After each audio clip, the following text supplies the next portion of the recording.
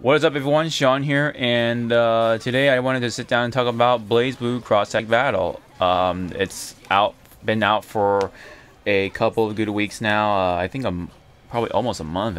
Actually, man, time really flies. I think the game came out by the end of May, and it's already almost the end of June. So it's been, I think a pretty good, solid month now. And I think so far it's meeting some success. I think the opening week or day or whatever has met pretty good numbers. I think I haven't really looked that up as of recent, but from what I'm hearing, it hasn't been bad like some other fighting games. But man, I mean, it's been a really funny little story with this game. I know for the first time I talked about it on this channel, I was just bashing on the fact that there's gonna be only 20 characters at the start, and there's a lot more Blazblue characters, or not a lot more, but there's more Blazblue characters than there are the other characters. I mean, understandably, Ruby was gonna be a smaller number, but I think the whole thing with the DLC thing and reuse assets, blah blah blah, kind of rubbed me the wrong way, and I talked bad about it in my earlier videos. But I don't know, something over time just clicked, and it just changed, and my impressions just changed over time. And well, I mean, that's just how opinions work. Just over time, when you understand other things, things just change, and including opinions and just looks on certain things or perspectives or whatever, and that includes cross tag battle. So I went ahead and purchased the digital version, the digital deluxe edition for Blazblue Cross Tag Battle, and I gave it a good amount of days now, and played with my friends, and I did play the episode mode for some bits, and I think I'm ready to sit down and talk to you guys about my review on Cross Tag Battle. So let's talk about how the game looks here. So starting with the graphics and everything, I think this is really neat to look at because of the return of the sprites, or pixel sprites, or sprite art, or pixel art, or whatever you want to say, for this kind of art style. These sprites are just really cool to look at again.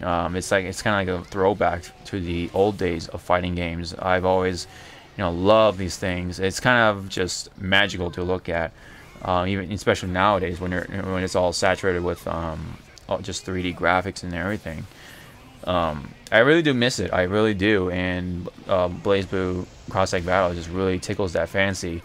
I've played games like Street Fighter back in the day, and also Marvel vs. Capcom, the very first one, and that definitely had some great pixel art sprites, and it's just something I just love to reminisce on. So the look of the game is definitely there. I love the look of the stages as well. They look really neat, and the effects and hit sparks and all that kind of just work together with the sprites and all, and the way the game looks, the way characters move and animate. I think they did a pretty good job cleaning up the sprites for the new generation, and that's something I have to appreciate on, which is some of these sprites are pretty old, not super old, but they're kind of old. They do come from older games, including Union, or including what was of course there's Blazblue, but and there's Persona, excuse me. So these sprites have been reworked, and they definitely look good for what they are on the PS4 generation. So, or at least on my PS4 console anyway. And again, I gotta applaud to them for making them look good for as a brand new title.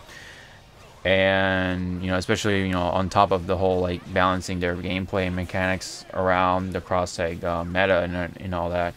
Which I'll get to that later, but for the most part, I think they've done a pretty good job with the sprites, especially with the brand new sprites with Ruby, Yang, Blake, and Whis.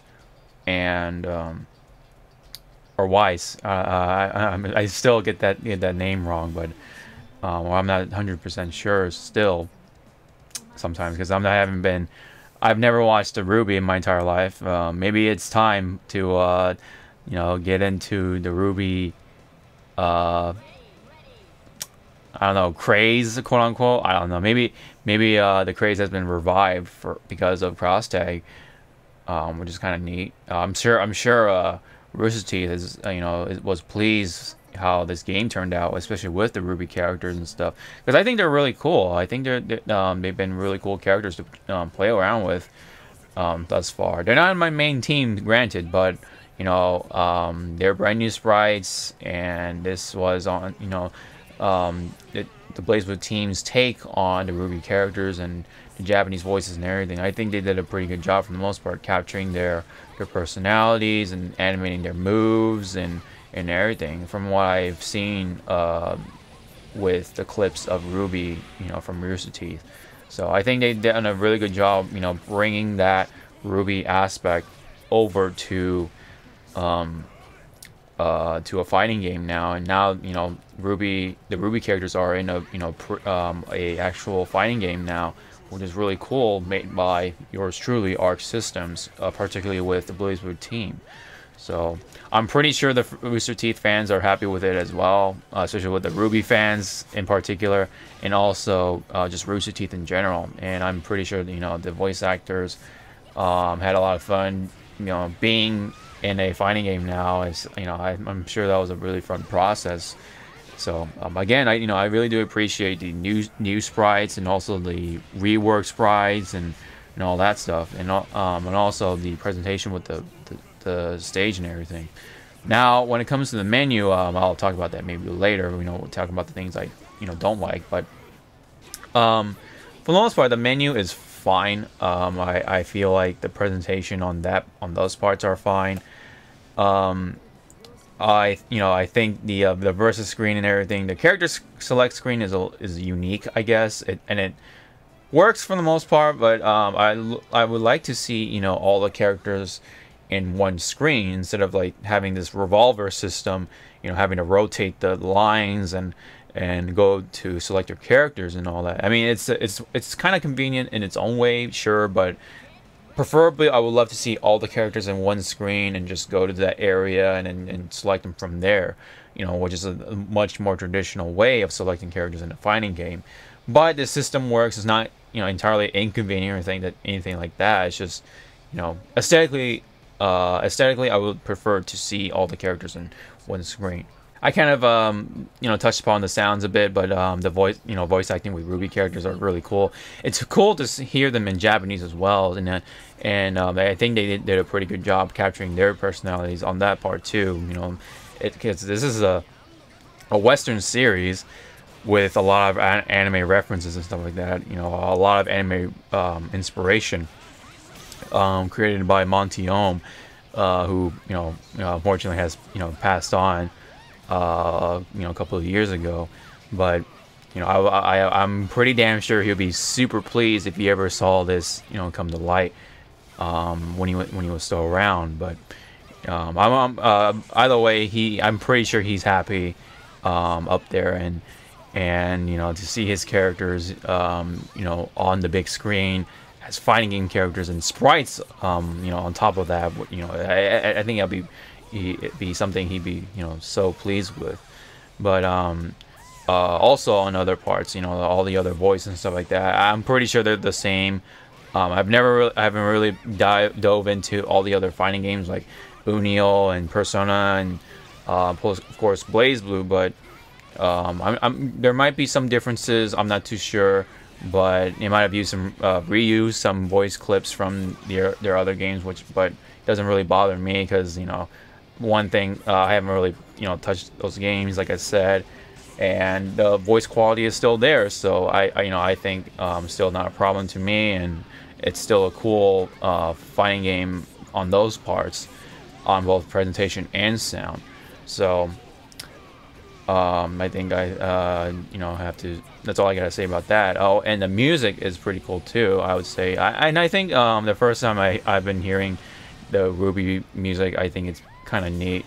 It's not my, I wouldn't put it on top of my list or anything like that by any means, but it's okay. It's kind of cool to listen to along with the fighting game, but it's not something I would kind of blast in my car and things like that. But it does fit with the video game atmosphere, especially with cross-tech battle. So it works. It definitely works, and I wouldn't give any more flack or anything like that. It's just it does have some campiness. It does have some cheese to it, but like I said, it fits with the video game, and then I think that's what counts. So I think the music is pretty cool overall.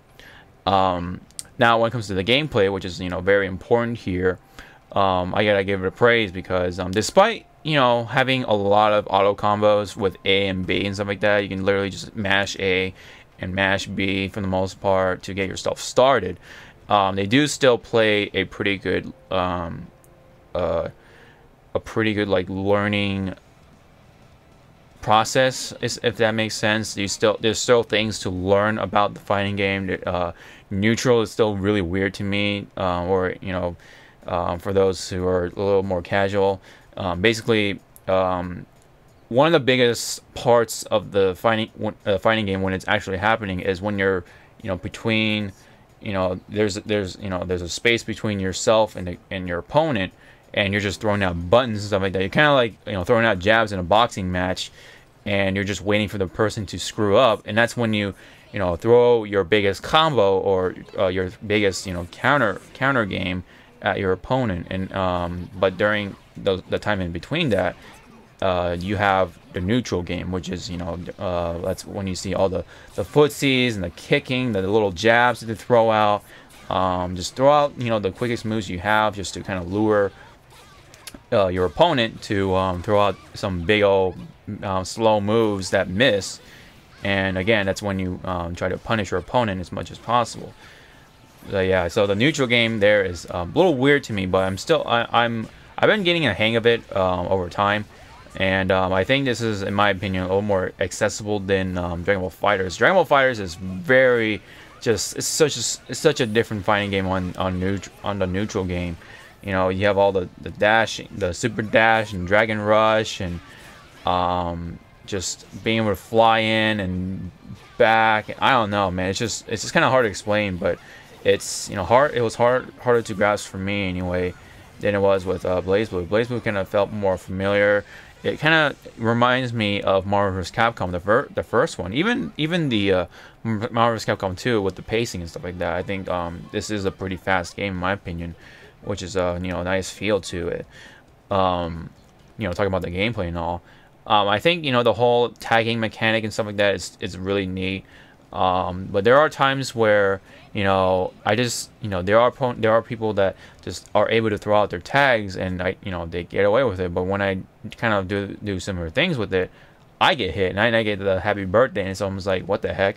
And also whenever I try to anti-air or try to hit on my way down from the air or something, it just doesn't really happen, and the opponent can punish me that way. So I don't know if it's me or if it's something from the game or something. I just a lot of times I just get blown up because of these mishaps that happen a lot when it comes to me coming down from the air. Is there a lot of landing lag or something for characters or something that I play? I know Tager is Tager makes sense because he's big and slow, but when it comes to my quicker characters that I pick, I get blown up by that too. So I don't know, it's just really weird for me, and sometimes just like I said, the whole neutral game is just really alien to me still. Maybe that's just the Arxis thing, because I never really touched anime fighting games in the first place. So I'm more of a Street Fighter, Tekken, and Smash and Soul Calibur kind of guy. So maybe that's maybe that's where it's harder for people like me to get into these kind of games when it comes to just neutral anyway. But despite that, I really have a lot of fun with it still. The buttons are very strange from the start. You have A, B, and C, and then of course the tag button, and you have the partner button. Technically, it's almost like a 2.5 button fighting game to me, because a lot of times you're just using your two attack buttons, which is A and B, and then C is just kind of like your sweep or you know, you can do a fireball forward, and then C to do a meter burn of whatever special move depending on your character, and also that's your overhead button. So you don't really use your C as like a neutral, you know, button. It's kind of just, you know, there for overhead or sweep. So I would say it's a 2.5 button game technically for me anyway. You know, because in other fighting games like Marvel vs. Capcom 3, it's a 3-button fighting game, and you have a launch button, which is, you know, a launch, which is a button to launch your opponent in the air and do an air combo from there. But they don't count that button even though it's an attack. So I think for the most part it is a 2-button fighting game, which is strange to me. You don't really hear that a lot for fighting games nowadays, but maybe, I don't know, it's for the sake of accessibility and stuff. But there are still things to learn though, and it's still hard for me to learn some of the mechanics that are offered in anime fighting games in general, like jump canceling. That's, you know, always been something that's boggled my mind when it comes to combos, because in Marvel you can just keep hitting the button. For the most part, you can cancel it into you can air dash cancel into certain things with certain characters, but a lot of these characters have jump cancel combos, so it's, you know, that's something I was forcing myself to learn, which is not a bad thing. It's just something to point out. I was having a hard time doing that with Dragon Ball FighterZ, because it was just, you know, again, it's such a different game altogether. You know, love to try and go back to it, you know, just because I've learned so much more with Blazblue, and I feel like Blazblue here is, again, you know, more accessible than it is with Dragon Ball FighterZ, in my personal opinion. I mean, there is more going on with Dragon Ball FighterZ. I think overall, you know, you have the Ki Blast, you have the vanishes and all that. So I think there's a lot more going on, in my opinion. But there's still a lot of things going on in Blazblue cross tag, and especially with the things you can do with the partner assist and the tags, and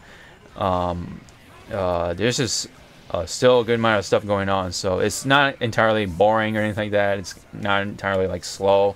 Of course, there's just still stuff going on, even though it's not as, you know, not as crazy like fighters, to me anyway.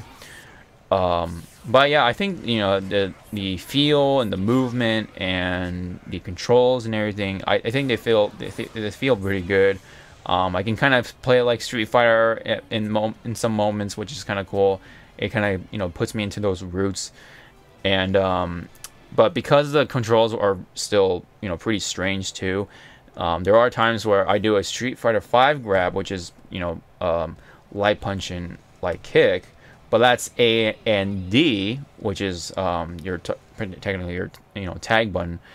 And what happens is it activates your reject, or as a lot of FGC people call it, the DP, or Dragon Punch, which is, you know, from Ryu, you know, with his rising uppercut punch, the Shoryuken.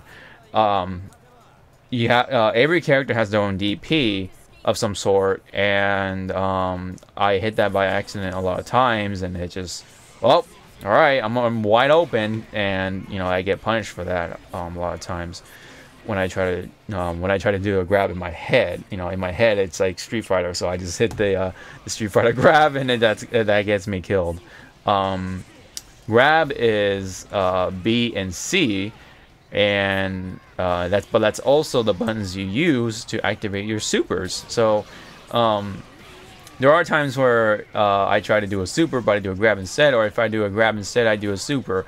You know, it's just very strange controls for anyone who's very much stuck on, you know, games like Street Fighter or Tekken. You know, like me, or Soul Calibur, and, you know, other fighting games like that. It's just this is just so new to me that, you know, it was quite the process to learn, but I still have fun learning these processes, and I was able to still give me some wins, and while learning, you know, certain characters. I tend to lean more towards the command grab characters like Tager, and I think Tager is in my opinion, probably the best one out of the grab characters, or grab the grapplers, or you know, the big bodies or whatever in that game. I think he's probably the best one because he has the magnets and the mix-up game that he can do that I haven't done really so much yet. But he's still really fun, and I've gotten so many people so many times with the command super with his magnet just in his hand, or the magnet power in his hand, just sucks people in and grabs them and just does big damage. So it's just so satisfying with Iron Taker. But of course he's big and slow, so that's the price you kind of have to pay. And he's big, so he is in a part of like certain combos that they can do on you for a pretty good amount of time if they can execute it right.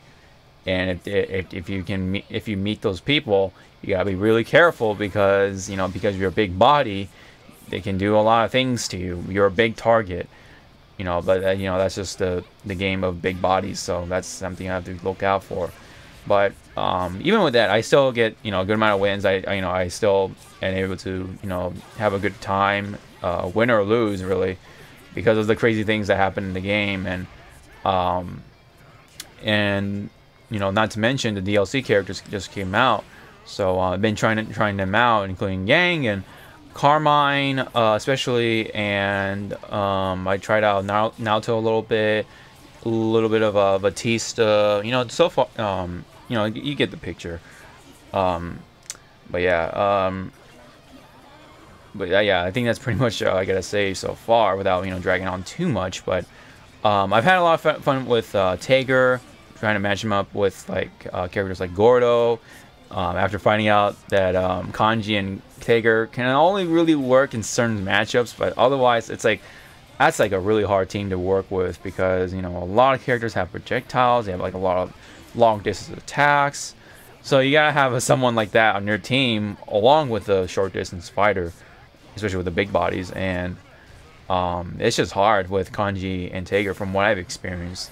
So that's that's it. They work when it comes to fighting against other melee characters like Chie and Makoto, but otherwise, a lot of characters have long distance attacks. They have projectiles. They have a really good projectile game or zoning game. So it's just difficult. And it's also difficult to fight against really fast characters like Linne. So that's just my experience. So that's why I had to convert myself to choosing Gordo and Tager rather than using Kanji and Tager. As fun of a team they are, but gotta, sometimes when you gotta win, you gotta adapt and play the characters that you kind of don't want to play at times, but you gotta. But at least Gordo to me looks cool, so that worked out. And also I've had a lot of fun with using Carmine of all characters, which is really strange. I didn't really see myself as a Carmine type of character who's higher risk and high reward kind of character, but Tager is kind of like that too, in my opinion, because he's big, he's slow, and whenever you whiff stuff, it's just really bad, so you get punished a lot. But when you grab him, man, he does a lot of damage. So he's kind of like that. So I think I'm used to that kind of gameplay, which is high risk, high reward. So with Carmine, every time you throw out projectiles or just use his blood powers, he loses life, but at least he still has his red life, so whenever you tag him out, he can recover that life. So naturally he has a lot of life to begin with, but yeah, every time you do a lot of his attacks, his life goes down, so there's the trade-off. But I think for the most part he's still pretty playable. He's still fun to play with. I like using him along with Tager, and I think that's pretty much my team so far anyway. But I want to try to see if I can use Naoto. I want to see if I can use Aegis.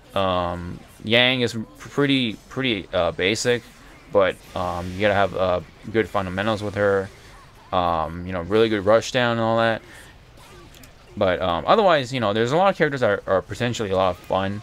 It's just that there's only so much time you can have, and going around the roster is kind of a process, and there is some learning, like I said, with this game, even though it's like a 2.5 button game. But yeah, and trying to synchronize with the characters is a similar process with what I kind of said with Marvel's Capcom Infinite, and man, you guys kind of know how I feel about that game. But anyways, I still have a lot of fun with this game, with all the gameplay mechanics thus far anyway. Hopefully I can have the time to play more with the guys and see what new characters come out and how they feel, and well, I don't know, we'll see how they turn out, how the game turns out, and we'll have to see how the character roster is after a good amount of time. But I do like to also talk about the online experience, which unfortunately is, for the most part, more on the bad side, or the cons for me anyway. And I think it's just the overall structure of the online experience. I think first off, you don't have a character select screen, which also happened with Dragon Ball FighterZ, and I have to deduct points for that because at least with Marvel vs. Capcom Infinite, they do have a character select screen, so you can select your characters easily. But you have to kind of like hopefully not have the person wait before they hit the ready button, so that you can select your characters and your colors and all that stuff. And it's kind of a little bit of a convoluted process to do so. And not to mention, there's not,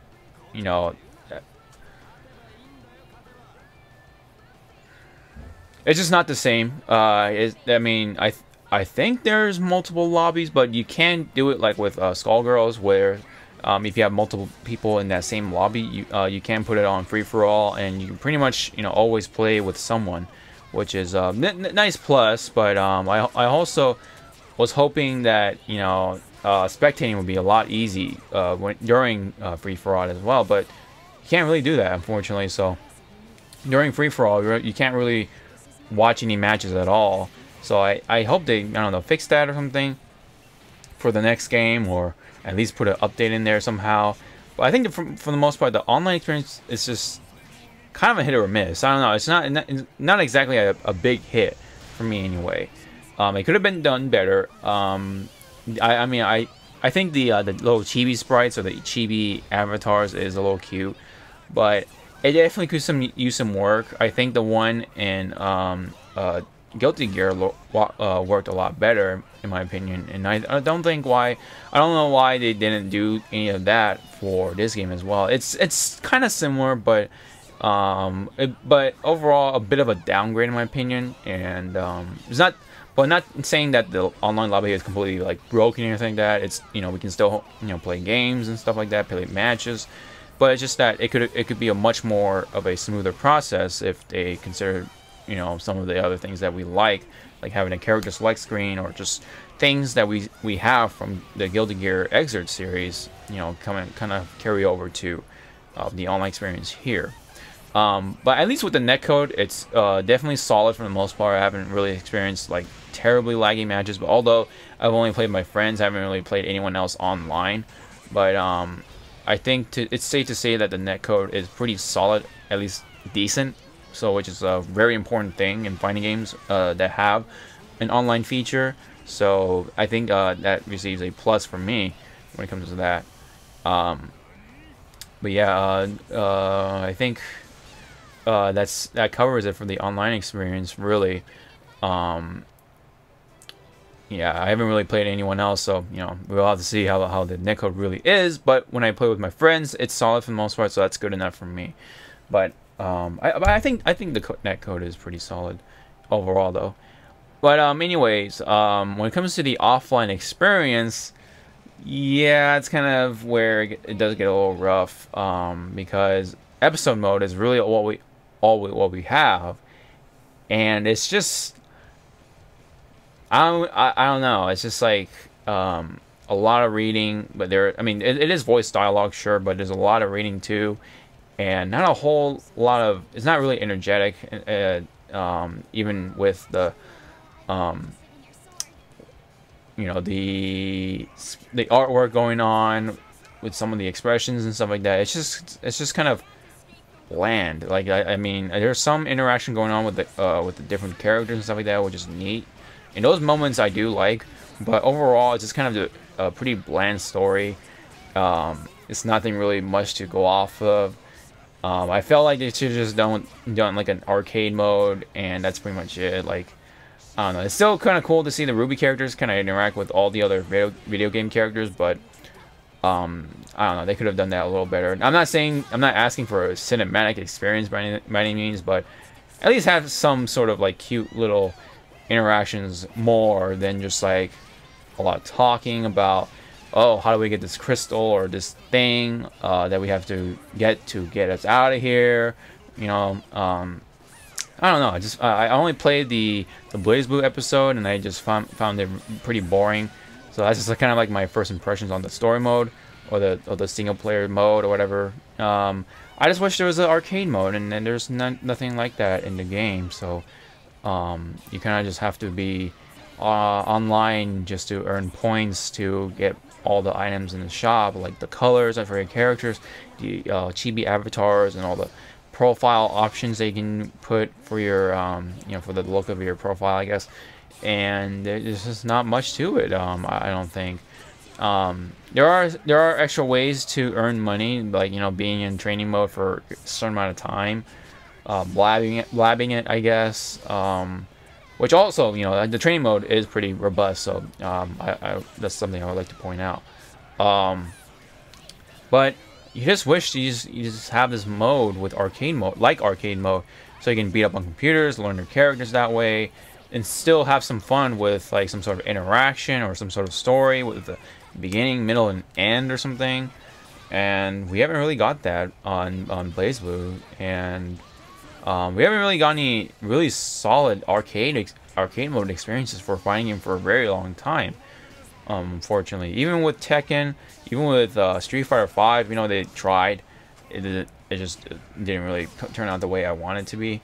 I don't know. It just I don't know. It just seems to be like kind of a eyebrow raiser, because, you know, games like Street Fighter 4, that's a good solid arcade mode experience. Even with Marvel's Capcom 3, I felt okay. There's, you know, the things I like to see. There's, you know, beginning and an end, but I don't know. It's just something like they just keep screwing up, even though it's like a staple in fighting games. But I don't know. It's just something I always like to look forward to for those kind of games, but they haven't really hit the mark as of late. Anyways, that's something I like to see and all that. But I think overall, I think that really covers everything. The online, all the single player stuff, the characters in general. I mean, the mechanics, presentation, and all that. At least, if I had to compare it to another game, which is Marvel's Capcom, it looks a lot better than Marvel's Capcom Infinite, man. You know, sorry to say, but I think that's the harsh truth there. So, I think that's pretty much the verdict I'd like to put down for the game. So, I think so far, with all the DLC and everything that was presented here, how it looks and everything, how it turned out, I am pretty pleased to say that if I were to give it a rating out of 10, 5 being average as always, I like to give it a solid 8 out of 10. It's, you know, it's got all the fun stuff for a fighting game, but the arcade mode isn't there, or the lack of a good single player experience is present, unfortunately. It's just really lacking in that department. The online mode could be better, but overall the game is better to look at. It's just visually more pleasing and everything. The music is there, all, you know, the good voice acting and all that. It's all the important bits is there. Not saying the gameplay on Marvel Infinite side is bad or anything. It's just all the important, everywhere else for Marvel's Capcom Infinite kind of missed the mark. But meanwhile, Blazblue, for the most part, hit all those marks. Other than the single player experience, but I think it definitely deserves a solid 8 out of 10, or even an 8.5 out of 10. I think I'll go with that one, 8.5 out of 10. I definitely recommend it. It's the most accessible anime fighting game out there right now, and it's a good introduction to that. So if you want to get into that kind of game or fighting game, now's the time to do it with Blazblue Cross-Tag Battle. And it's got appealing characters. There are characters that you may find fun to play with. Pretty ambitious roster, I guess, for at least for right now. There's been some talk about different characters coming in, like Seren Kagura, which is a very niche, Japanese gaming franchise, possibly coming into this game. But we still have some exciting DLC characters popping up in the future, and like to I'm definitely looking forward to that. So looking forward to any updates to the game as well. Hopefully they'll change up the game to make it more exciting, or keep it exciting in general. But yeah, overall I think I'm pleased with it. I know I had a very bipolar experience with this game, going from bad to just being getting from bad to giving it an 8.5 out of 10 for Blazblue Cross-Tag Battle. So I think the guys from Arxis did a pretty good job, or the Blazblue development team did a pretty good job as well with a fighting game. It's pretty much what I think Marvel vs. Capcom Infinite should have been, but that's for another video, for another day. So anyways, highly recommend it. I'm pretty pleased with Blazblue Cross-Tag Battle overall, and that's just my take on it. So if you guys have the game itself, if you guys have the game yourself, if you have any comments to throw down in the comment section below, please do so, and go ahead, give your own critique and anything like that. And by the way, oh yeah, I forgot to say, I play on the fight stick. I haven't played with the pad yet, but I don't think it's that bad on the pad though, in my opinion. But anyways, if you have any comments involving with Blazblue Cross-Tag Battle, leave it down below. Love to check them out. Don't forget to hit the thumbs up if you like the video, and hit the subscribe if you guys are new, and hit the bells and whistles and everything to stay notified and all that stuff, because you know how YouTube is nowadays. But anywho, this has been my review on the Blazblue Cross-Tag Battle game in the basic format here. I haven't done the in-depth one with me on the green screen or anything like that, but time is of the essence. But anyways, there is something I'd like to do with Blazblue Cross-Tag Battle for another kind of review type of video. I'm trying to work out some stuff with it, and I think it might be pretty interesting for the channel here. But anyways, this has been my review on Blazblue Cross-Tag Battle. Pretty pleased with it, and hope to see all the future changes to it in the near future. But until then, I'll see you guys in the next video. Sean out.